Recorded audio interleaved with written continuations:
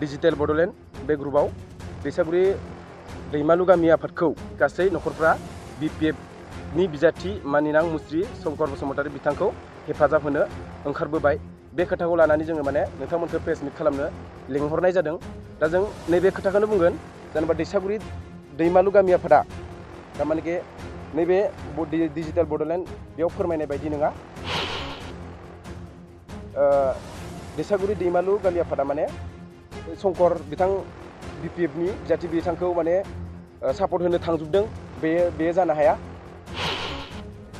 बेखौ जोङो दुखु मोनदों जेनेबा जाय आफादानो फैयाथों माथो थारमाने जोंनि हान्जायाव हाबजोब्बाय बेफोरबायदि दा बुंथों। थारमाने मोनसे गामियाव मोनसेल' आफादनि मानसि थाया। गिबियावनो दिनैनि बे हरखाबै प्रेस मिट जथुमनाय हाबाफारियाव नोंथांमोनखौ लानानै दिनै बे जोंनि फोरमायनो गोनां खोथाखौ फोरमायनो लादों। दिनै जोङो मानि थाखाय हरखाबै नैबे दैसागुरि दैमालु गामि आफाद बे गामि आफादाव मानि थाखाय जों हरखाबै दिनै प्रेस मिट नोंथांमोनखौ लानाय जाखो बेखौ जोङो फोरमायलांगोन। दा जोङो नैबे दैसागुरि दैमालु गामि आफादाव मोनसे दा जोंनि बे 22 नं कक्लाबारि कनस्टिटिउन्सियाव माने उफ्रा बिसायख'थि जाबाय दं। बे उफ्रा बिसायख'थियाव गासैबो थारमाने इलेक्सननि थाखाय सांग्रांथि मेल खुंगासिनो, जेरै UPPL, BPF, PPI बेफोरबायदि गासिबो सांग्रांथि मेल लागासिनो। थिग बेबायदिनो नैबे जोंनि दैसागुरि गामियावबो दिनैनि बे दैसागुरि गामियाव जोंनिनो थारमाने डिजिटेल बड'लेण्ड बे ग्रुपआव दैसागुरि दैमालु गामि आफादखौ माने नैबे डिजिटेल बड'लेण्ड कक्लाबारि VCDCनि बे बेन्दोङाव थानाय दैसागुरि गामिनि गासै नखरफ्रा BPFनि बिजाथि मानिनां मुस्रि शंकर बसुमतारी बिथांखौ हेफाजाब होनो ओंखारबोबाय। बे खोथाखौ लानानै जोङो माने नोंथांमोनखौ प्रेस मिट खालामनो लिंहरनाय जादों। दा जों नैबे खोथाखौनो बुंगोन जेनेबा दैसागुरि दैमालु गामि आफादा थारमाने नैबे डिजिटेल बड'लेण्ड बेयाव फोरमायनाय बायदि नङा। जेनेबा जोङो दैसागुरि दैमालु गामि आफादा माने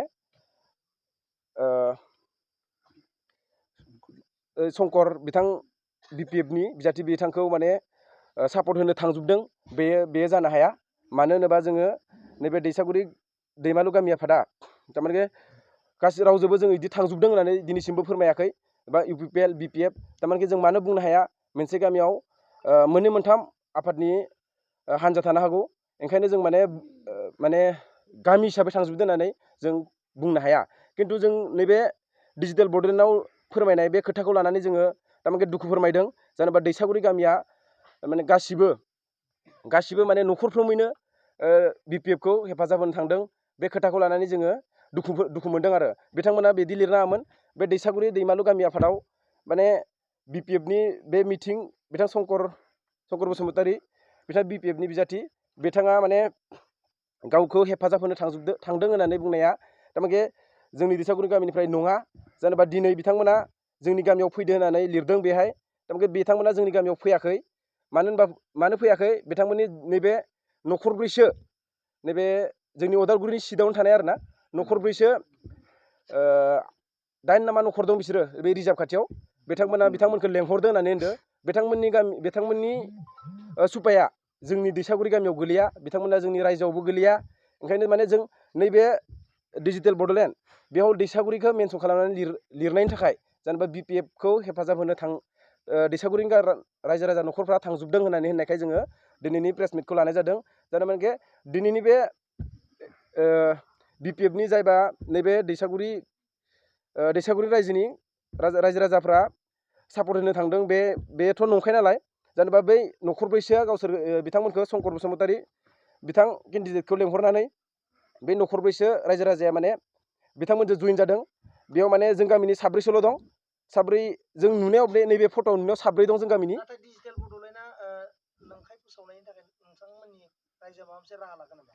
राहा लागोन माने बेथ' टटेलि गोरोन्थि जादों नालाय। नङा होनबा थारमाने बेफोरबायदि फोस्रावनाङा, इयुनावबो दाजाथों। माने मोनसे गामियाव मोननै मोनथाम आफादनि मानसि थायो। जेनेबा बिथांमोना जोंनियाव सापर्ट होनो फैदों होननाय लोगो लोगो थारमाने मोनथाम मोनब्रै आफादनि मानसियाबो बिथांमोनजों थांजोब्बाय होननाय जायो।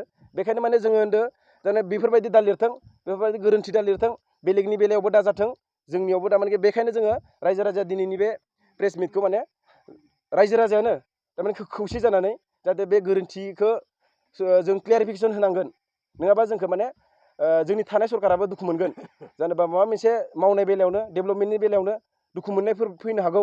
बेखायनो जों माने दिनै माने बिथांमोनजों जों थांजोबाखै, सोरबा सासे जाना थांदो जानो हागौ, खिन्थु गासिबो थांजोबाखै। बेनि थाखायनो जों माने क्लियारिफिकेसनखौ होनांगोन होननानै नोंथांमोनखौ जों प्रेस मिटनि गेजेरजों होनाय जाबाय। क्लियारिफिकेसन बिथांमोनजों थाङाखै, बे साब्रैसो न'खरा थांदों। जों गामिनिफ्राय जों बे फट'आव नुनायाव साब्रै दङ। ओमफ्राय बे जों गामिया थारमाने बिथांमोना जोंनि गामिबो गोलैया, उदालगुरि सिटनिनो जायो, थेवब्लाबो उदालगुरि थारबो लिरा बिसोरो, थेवब्लाबो जोंनि रायजो गेदेर हिसाबै उदालगुरियावबो थायो बिसोरो, खिन्थु थेवब्लाबो बिसोरो सुपा हिसाबै आलदा आरो बै रिजार्भ खाथियाव उनथिना थानाय बिसोरो। बेखायनो माने बिथांमोना जोंनि गामिखौ फाननाय जादों। बेखायनो जों दुखु फोरमायदों, जाहाथे बिदि दाजाथों, इयुनावबो बेलेगनि बेलायावबो दाजाथों। आरो बे डिजिटेल बड'लेण्ड बिथांमोनाबो बेफोरबायदि दा लिरथों, दा लिरना फोज्रावथों। बेखौनो आं माने प्रेस मिटखौ लानानै फोरमायदों आरो जायनि मानसिफोराबो बेफोरबायदि दा मावथों आरो नंखायै दा मावथों, बेनो आरो। दा जों नैबे मोनसे बाथ्राखौ बुंनांगोन, जों जानोबा जोंनि गामियाव जायखिया हान्जायानो फैयाथों मानो बेखौ जोङो वेलकाम खालामो। जों बिथांमोनखौ माबा मोनसे मिटिं खालामनो जोंखौ रायजोफोरखौ खावलायहरदों, बेखौ जों खालामना होगोन। खिन्थु नैबे खोथाखौ जोङो दुखु मोनदों, जेनेबा जाय आफादानो फैयाथों माथो थारमाने जोंनि हान्जायाव हाबजोब्बाय बेफोरबायदि दा बुंथों। थारमाने मोनसे गामियाव मोनसेल' आफादनि मानसि थाया, नङा होनबा? जायखिजाया सोरबा मोनसे आफादा बुंनाय लोगो लोगो जोंनि आफादाव बिथांमोननि गामिया जइन जाबाय, हेफाजाब होनो फैबाय होननाय लोगो लोगो जेनेबा गासैनिबो जेनेबा मोनथाम मोनब्रै आफादनि मानसिया बिसोर गामिखौ सापर्ट होबाय होननानै थांजोबनाय जायो। बेखायनो बेयो गोरोन्थि जायो। बेखायनो माने आं बेखौनो बुंनो सानदों, जेनेबा बेफोरबायदि बेले बेजेफोरा दाजाथों, जेनेबा बेलेगनि बेलायावबो दा लिरथों। जेनेबा बे टटेलि गोरोन्थि जादों। बेफोरबायदि मोनसे गामिखौ लानानै फाननाय जादों। जेनेबा जों बेखायनो माने जोंनि रायजो राजाया दुखु फोरमायनानै नैबे खोथाखौ क्लियारिफिकेसन होनांगोन होननानै जों नोंथांमोनखौ प्रेस मिटनि गेजेरजों नोंथांमोननि हेफाजाबै जों रायजो राजानि गेजेराव फोरमायनाय जाबाय।